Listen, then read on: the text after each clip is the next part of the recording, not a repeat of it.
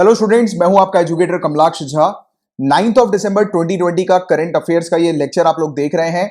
Guys, अगर आप तैयारी कर रहे हैं स्टेट सिविल सर्विसेज एग्जामिनेशन की, चाहे वो यूपीपीसीएस हो, एमपीपीएससी हो, बीपीएससी हो या कोई भी स्टेट सिविल सर्विसेज का एग्जाम हो, और इसके अलावा एसएससी की आप तैयारी कर रहे हैं या रेलवे एग्जाम की या बैंक एग्जाम की, कोई भी सरकारी एग्जाम की आप तैयारी कर रहे हैं, तो आप देखिए इस लेक्चर को आप रेगुलरली फॉलो करोगे तो आपका 100% गारंटी सिलेक्शन होगा। इस 100% गारंटी सिलेक्शन का आप प्रूफ बकायदा देख सकते हो, नीचे डिस्क्रिप्शन पर बकायदा प्रूफ वीडियो दिए हुए हैं। यूपीपीसीएस एग्जाम पर जो भी टॉपिक्स पूछे गए हैं वो मैंने जो पढ़ाया था उसी से रिलेटेड क्वेश्चन जो है वो आए हैं।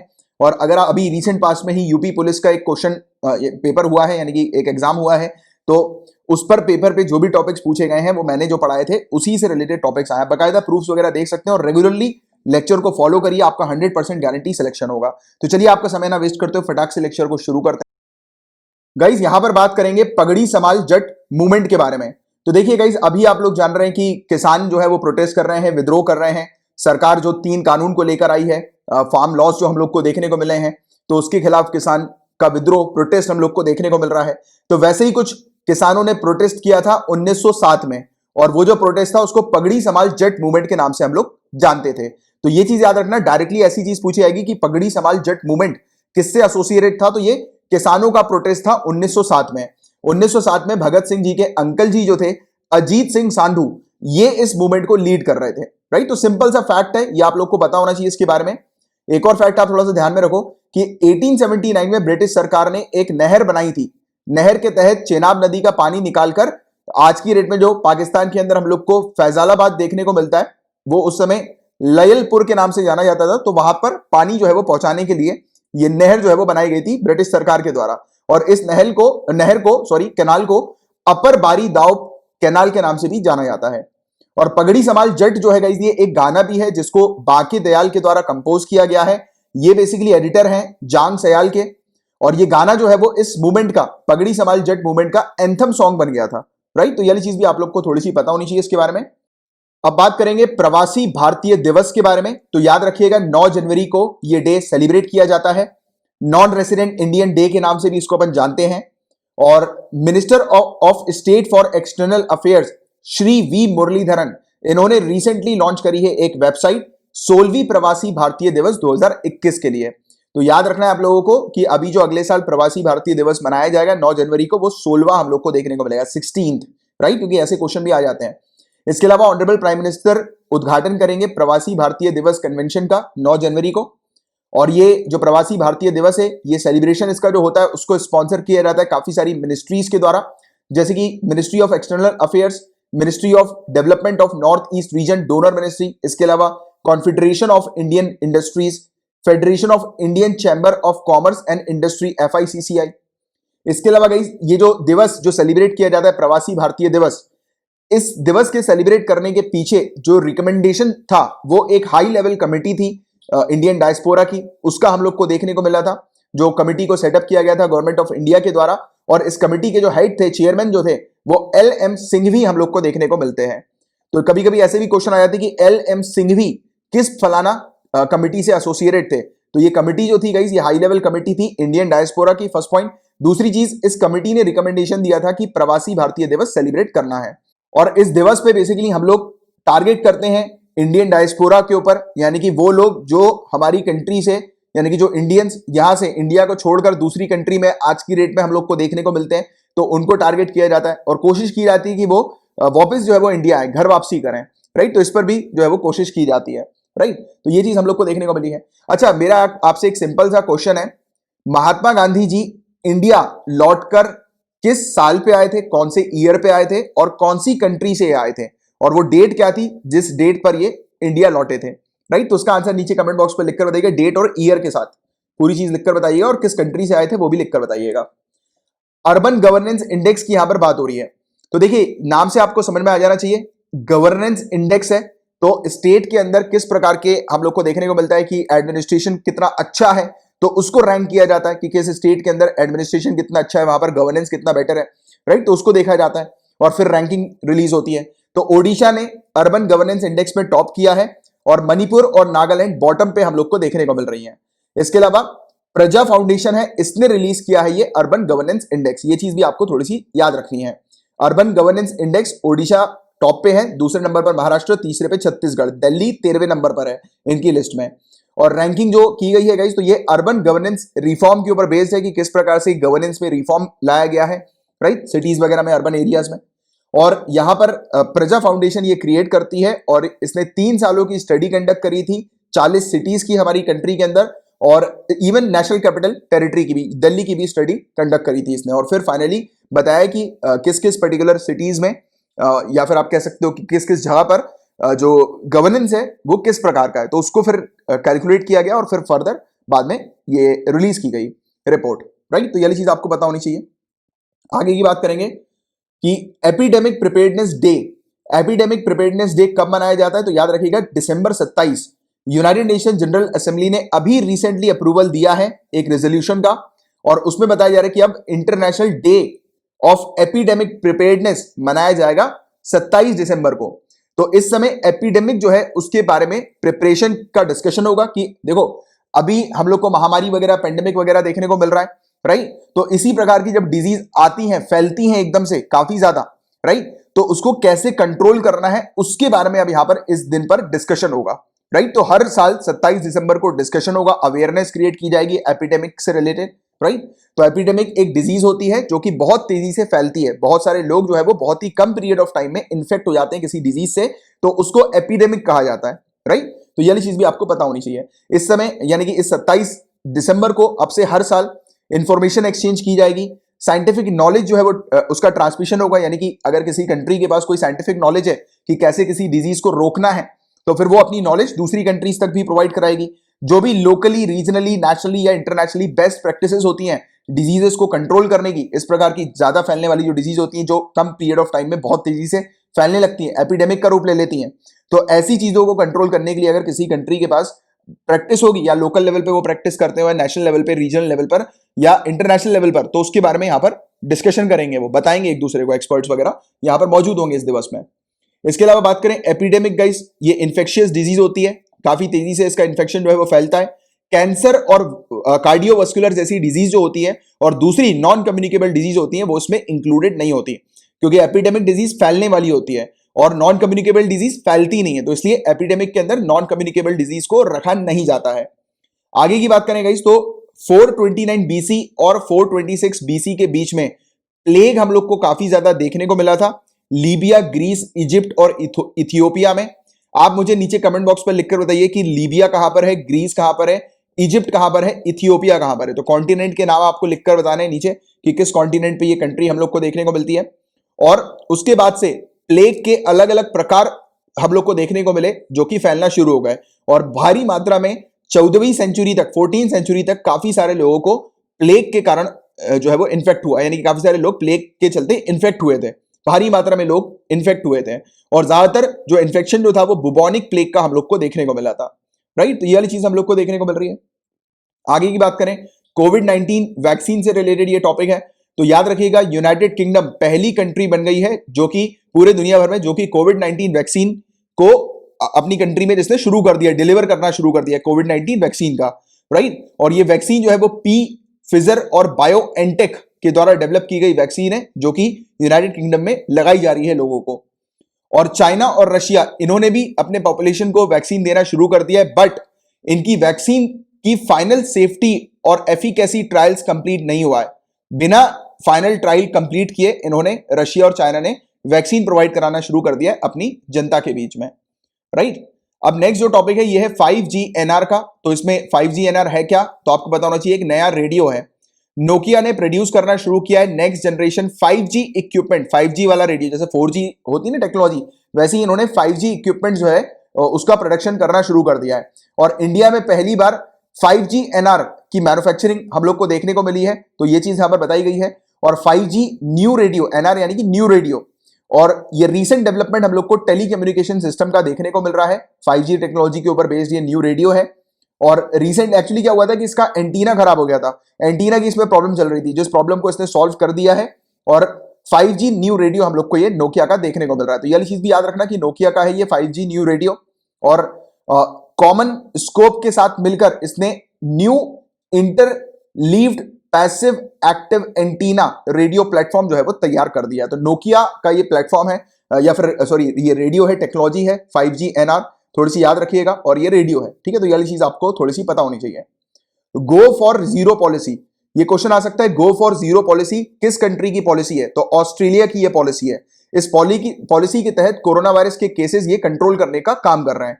तो ये कोरोना वायरस के केसेस को कंट्रोल करने के लिए पॉलिसी ऑस्ट्रेलिया के हम लोग को देखने को मिल रही है, go for zero policy, right. और ये प्रपोज की गई है policy non profit think tank Grattan institute के द्वारा, राइट, जो कि सरकार को, यहाँ की ऑस्ट्रेलिया की सरकार को एडवाइस वगैरह प्रोवाइड कराती है, तो उसकी ये पॉलिसी है। और सरकार ने यहां पर एक QR कोड इंट्रोड्यूस किया है। जो भी ट्रैवलर्स जो कि क्वारंटीन को ब्रेक करते हैं, यानी कि जिन भी लोग को कोरोना वायरस होता है या सिम्टम्स दिखाई देते हैं तो उनको क्वारंटीन में रखा जाता है। तो जो भी लोग क्वारंटीन का पालन नहीं कर रहे हैं, उल्लंघन कर रहे हैं, तो उनको ट्रैक करने के लिए, उस पर्सन को, उस व्यक्ति को ट्रैक करने के लिए सरकार ने इस QR कोड बेस्ड सिस्टम को जो है वो चालू किया है।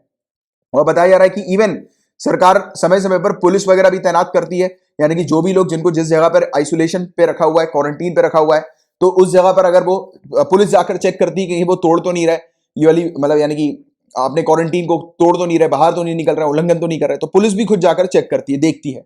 और पिछले हफ्ते ऑस्ट्रेलिया के अंदर सिर्फ 10 केसेस हर दिन रिपोर्ट किए जा रहे थे। सिर्फ 10 केसेस लगभग रिपोर्ट हो रहे थे, क्योंकि यहां पर स्ट्रिक्ट रूल्स एंड रेगुलेशन जो है वो इंपोज कर दिए गए हैं, जिससे कि जो भी लोग जिनको कोरोना वायरस है वो प्रॉपर तरीके से क्वारंटीन में रहें, वो क्वारंटीन का उल्लंघन ना करें, क्योंकि वो क्वारंटीन का उल्लंघन करेंगे तो वो इन्फेक्शन को स्प्रेड करेंगे, वायरस को स्प्रेड करेंगे, राइट। तो ये चीज यहां पर बताई जा रही है। और गाइस पिछले हफ्ते ऑस्ट्रेलिया के अंदर मात्र 10 केस ही हर दिन रिकॉर्ड किए जा रहे थे, क्योंकि यहां पर उन्होंने स्ट्रिक्ट रेगुलेशन जो है वो लगा दिया है कोरोना वायरस को कंट्रोल करने के लिए। तो ये चीज यहां पर बताई जा रही है। अब बात करेंगे यमुना नदी पर फ्रॉथिंग जो है उसके बारे में। तो देखिए, फ्रॉथ का मतलब होता है कि लिक्विड सरफेस पर, पानी पर या फिर कोई भी लिक्विड सरफेस, उस समय बहुत छोटे छोटे से बबल्स भारी मात्रा में जब बन जाते हैं तो उसको फ्रॉथ कहते हैं। अब देखिए ये वाला दृश्य देखिए आप यहां पर फोटो पे, आपको क्या दिखाई दे रहा है? यमुना नदी के ऊपर इस प्रकार का फोम बन गया, व्हाइट कलर का आप देख रहे हैं, फोम बन गया। ये फोम बनते कैसे, इस पर अपन बात करेंगे। ओखला बैरेज से जब यमुना नदी का पानी एक ग्रेट हाइट से, यानी कि ऊंची ऊंची ऊंची हाइट से जब नीचे गिरता है, तब उस समय ये बबल बन जाते हैं। और विंटर के समय पर टेम्परेचर लगभग 0 के आसपास हम लोग को देखने को मिलता है, और उस समय इस प्रकार के फोम बन जाते हैं। फोम बनने के पीछे का क्या कारण है? तो केमिकल फैक्टर्स बताए जा रहे हैं, जैसे कि घर में जो हम लोग कपड़े वगैरह धोते हैं तो डिटर्जेंट का उसमें इस्तेमाल करते हैं, फास्फोरस वगैरह उसमें हम लोग को देखने को मिलता है। तो ये जो पानी होता है घर में जब हम लोग धोते हैं कपड़े वपड़े, तो पानी गटर में जाता है, राइट। तो बताया जा रहा है कि काफी सारे यमुना नदी पर डायरेक्टली गटर को रिलीज कर दिया जाता है, बिना पानी को, हाउस होल्ड वाटर को ट्रीट किए, बिना पानी के ट्रीटमेंट के छोड़ दिया जाता है इस प्रकार का गंदा पानी, पल्यूटेड वाटर यमुना नदी में। और यही सब चीजें, यानी कि इस पानी के अंदर यही डिटर्जेंट वगैरह होते हैं, फास्फोरस होते हैं, वही एक कारण बनते हैं इस प्रकार के फोम बनाने के। तो सिंपल सी चीज है, ये आपको ध्यान में रखना है, ये फोम बनते हैं पॉल्यूशन के कारण, राइट। पानी जो है वो पल्यूट होता है, क्योंकि untreated household water waste जो है वो यमुना नदी में डायरेक्टली रिलीज कर दिया जाता है। और इतना ही नहीं, एफ्लुएंट हम लोग को इंडस्ट्री से रिलीज होता हुआ नजर आता है, जो इंडस्ट्रीज में जो भी केमिकल्स वगैरह जो होते हैं वो डायरेक्टली बिना ट्रीट किए यमुना नदी में रिलीज कर दिए जाते हैं। तो इसके कारण ये फोम बनता है। और दिल्ली पोल्यूशन कंट्रोल कमेटी और CPCB, central pollution control board, इन्होंने कहा है कि 90% डोमेस्टिक वेस्ट वाटर, यानी कि घर से 90%, यानी घर में जो अपन पानी का इस्तेमाल करते हैं और वो गटर में जाता है, तो 90% ये पानी वेस्ट वाटर ये डायरेक्टली यमुना नदी पर मतलब फ्लो हो जाता है, यानी कि उस पर जो है वो ओपन कर दिया जाता है, यमुना नदी में इसको मिला दिया जाता है। तो ये वाली चीज है। आगे की बात करें, हार्वेस्टिंग वाटर फ्रॉम एयर, हवा से पानी को निकालना, पानी को बनाना, यानी कि हवा से पानी को बनाने पर हम लोग को देखने को मिल रहा है कि Indian institute of technology Guwahati याद रखना, IIT गुवाहाटी है ये, जिसने एक मेथड डेवलप किया है जिसके चलते ह्यूमिड एयर से ये पानी को बना रहे हैं, हवा से पानी को बना रहे हैं। तो ये चीज IIT गुवाहाटी के रिसर्चर के द्वारा डेवलप किया गया है ये मैटर। और ये इस प्रकार की टेक्नोलॉजी जो है वो एयरक्राफ्ट के विंडो पर भी होती है। जो हम लोग जब प्लेन पे उड़ते हैं, बैठते हैं, तो प्लेन पे आप देखेंगे जब प्लेन हवा पे होता है, तो प्लेन के जो कांच वगैरह जो होते हैं उस पर किसी भी प्रकार का फॉग वगैरह ना बन जाए, तो इसके लिए इस सेम टेक्नोलॉजी का यहाँ पर उपयोग किया जाता है। इवन शिप्स वगैरह में भी इसका उपयोग किया जाता है, इवन सबमरीन वगैरह में भी उपयोग किया जाता है बायो फाउलिंग के लिए, राइट, कि किसी प्रकार का मॉइस्चर जो है वो एकदम ना बने मतलब कांच पे, तो इसलिए मॉइस्चर जो है वो कांच से टपक जाए, रिलीज हो जाए, तो इसके लिए ये टेक्नोलॉजी का उपयोग करते हैं। और ये प्रिंसिपल ऑफ हाइड्रोफोबिसिटी के ऊपर बेस्ड जो है ये पूरा मेथड होता है। रिसर्चर ने उपयोग किया है जो इंसेक्ट ईटिंग पिचर प्लांट जो होता है, एक प्लांट होता है जो कि इंसेक्ट खाता है, आप जानते हैं वो पिचर प्लांट जो हम लोग को देखने को मिलता है, जो इंसेक्ट को खाता है, राइट, उस कीड़े मकोड़े को खा जाता है।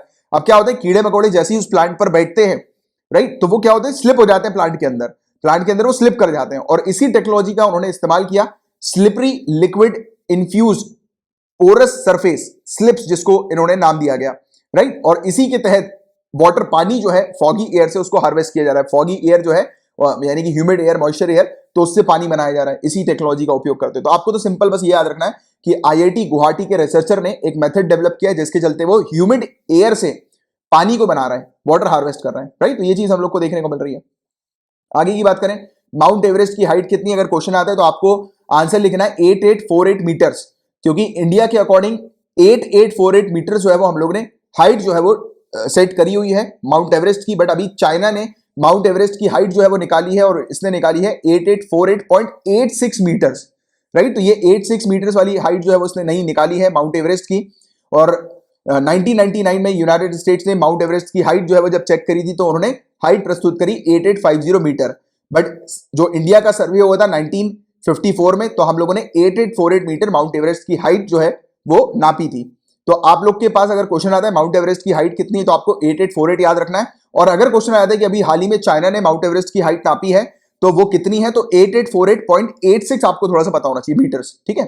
तो ये चीज है, तो इसके बारे में आप लोग को थोड़ी सी जानकारी होनी चाहिए, पता होना चाहिए। खेलो इंडिया की बात करें तो union minister of youth affairs and sports ने रिसेंटली अनाउंस किया है कि सरकार 1000 खेलो इंडिया सेंटर को शुरू करने वाली है हमारी कंट्री में। ऑल ओवर इंडिया ये हम लोग को सेंटर्स देखने को मिलेंगे। अनाउंसमेंट लिया गया है 10वें ग्लोबल स्पोर्ट्स समिट जो कि ऑर्गेनाइज किया गया था federation of Indian chambers of commerce and industry के द्वारा, FICCI के द्वारा। तो उस समय ये अनाउंसमेंट किया गया है। इंडिया के टारगेट की बात करें गाइस तो हम लोग को टॉप 10 मेडल्स लेकर आने हैं, राइट। जब हम लोग का 2028 में ओलंपिक्स होगा लॉस एंजलिस में, तो ये चीज भी याद रखिएगा, 2028 ओलंपिक्स कहां पर हो रहा है, लॉस एंजलिस। आप मुझे नीचे कमेंट बॉक्स में लिखकर बताइए लॉस एंजलिस जो है वो कहां की मतलब ये एरिया है, यानी किस जगह की सिटी हम लोग को देखने को मिलती है, लॉस एंजलिस, राइट। तो किस कंट्री के अंदर आती है ये लॉस एंजलिस, ये चीज आप थोड़ी सी ध्यान में रखिएगा। पीएम वाणी की बात करें गाइस तो क्वेश्चन डायरेक्ट बन सकता है, पीएम वाणी क्या है, तो वाईफाई नेटवर्क ये हम लोग को देखने को मिलता है, पीएम वाणी। अभी रिसेंटली हमारे ऑनरेबल प्राइम मिनिस्टर ने अप्रूवल दिया है कि wifi network, public wifi network all over India setup किए जाएंगे, और public wifi access network interface ये हम लोग को देखने को मिलेगा, पीएम वाणी, राइट। तो पीएम वाणी का फुल फॉर्म भी याद रखना, public wifi access network interface. कभी कभी डायरेक्ट क्वेश्चन ऐसे भी फुल फॉर्म से रिलेटेड आ जाते हैं। ये पब्लिक वाईफाई नेटवर्क जो है वो सेटअप किए जाएंगे पब्लिक डेटा ऑफिस एग्रीगेटर्स के द्वारा, PDOs के द्वारा। और पब्लिक वाईफाई सर्विस जो है ये प्रोवाइड की जाएगी पब्लिक डेटा ऑफिसेस के थ्रू।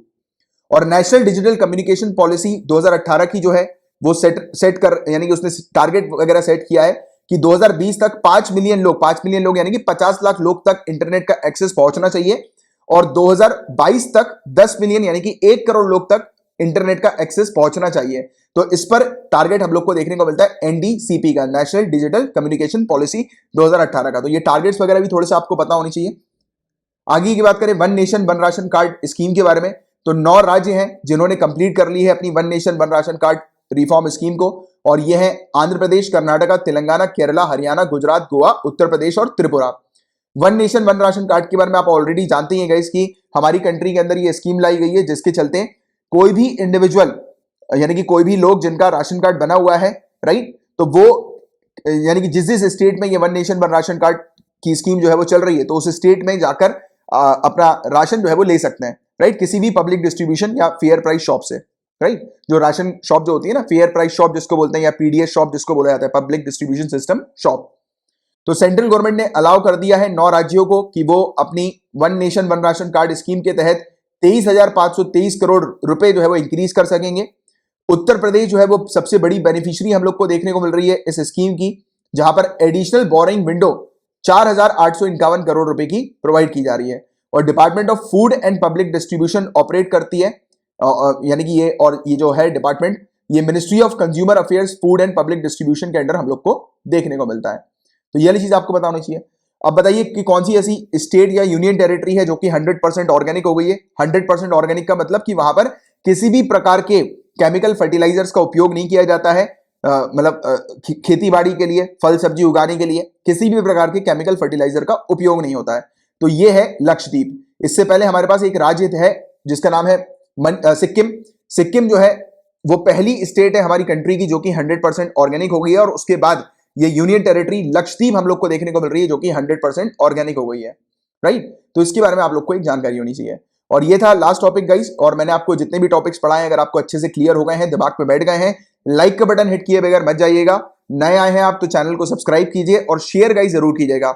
आपके शेयर करने से सपोर्ट मिलेगा मुझे, और एक शेयर आपके किसी भी सोशल मीडिया अकाउंट पे कर दीजिएगा। और अगर आप फेसबुक पर शेयर करते हैं या ट्विटर पर शेयर करते हैं तो आप मुझे जरूर टैग कर दीजिएगा, मैं भी फेसबुक और ट्विटर पर हूं, ठीक है।